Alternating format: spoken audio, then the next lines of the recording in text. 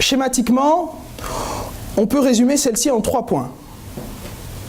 Tout d'abord, le chef de l'État attend que les réformes structurelles inédites, décidées en 2018, soient mises en œuvre jusqu'au bout, afin de leur permettre de produire leurs pleins effets.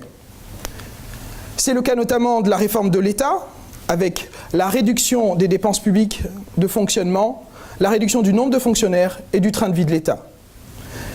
C'est le cas également de la réforme de l'équilibre des comptes publics, consécutive aux travaux de la Task Force sur les finances publiques. Outre la réduction des dépenses de fonctionnement, cette réforme, je vous le rappelle, s'attache à améliorer le recouvrement des recettes publiques et à réduire notre endettement. C'est le cas enfin, sans prétendre être exhaustif, de la réforme de l'éducation et de la formation, consécutive aux travaux de la Task Force sur l'éducation, qui ont mis l'accent sur l'employabilité, autrement dit sur la nécessité d'une meilleure corrélation entre la formation dispensée et les besoins réels du marché du travail gabonais. Ensuite, le chef de l'État insiste sur la mise en œuvre de politiques publiques susceptibles d'accompagner le retour de la croissance cette année au Gabon. Dans son esprit, cela passe notamment par le fait de poursuivre notre stratégie de diversification sectorielle, via notamment l'agriculture, le tourisme, l'économie, la digital économie, et de favoriser la création d'entreprises ou d'auto-emploi.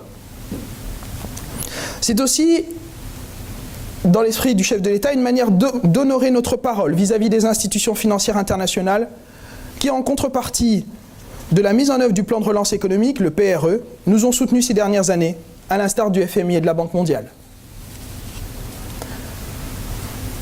Enfin, son Excellence, Monsieur le Président Ali Bongo Ondimba, souhaite que les Gabonais perçoivent les dividendes des efforts entrepris par eux ces derniers mois.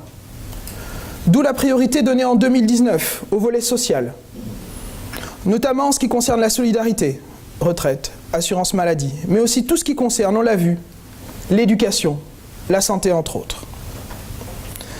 Mais s'il devait y avoir une archi-priorité cette année, dans l'esprit du président, c'est clairement l'emploi. L'emploi qui conditionne l'insertion dans une société et offre des garanties de vie décentes. Le président de la République entend impulser une dynamique sur ce plan, augmenter le nombre d'emplois créés chaque année dans le secteur privé afin que celui-ci excède le nombre de personnes qui chaque année arrivent sur le marché du travail. Voilà déjà une première ambition à réaliser.